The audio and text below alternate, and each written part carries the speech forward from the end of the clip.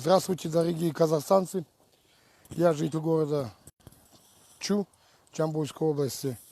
Бақтыбай Багдат Курмантаевич. В январе месяце был осужден на 130 тысяч тенге за то, что неправильный вопрос задал в мечети. После того был осужден на 106 тысяч тенге за оскорбление при исполнении. С января месяца я был неоднократно осужден на 10 суток, 15 суток, 15 суток. И за это все время они мне вот присылают вот эти бумаги, то, что я должен оплатить свои штрафы. Ну, я им и на суде говорил, так как у меня нету ни работы, и за это все время вы мне не даете никакой возможности даже заработать. У меня, если вы хотите, приедьте, посмотрите.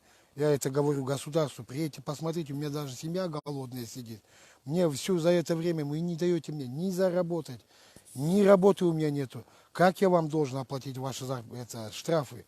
Я не знаю больше, как с ними говорить. Наверное, надо уже поступать какими-то делами своими. Я не знаю. У своего народа у меня совести не хватает спросить денег. Я знаю, мой народ меня поддержит. Но у меня не хватает совести у народа своего спросить. Ну, что я хочу сказать? Всем спасибо за краткий прямой эфир. Просто я этим хочу сказать, что вот наше государство до чего дошло.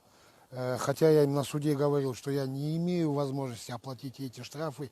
Они не посмотрели на это, осудили меня на 260 тысяч общий счет. И что у меня нет возможности, во-первых, и во-вторых, нет желания вам платить, вашему государству.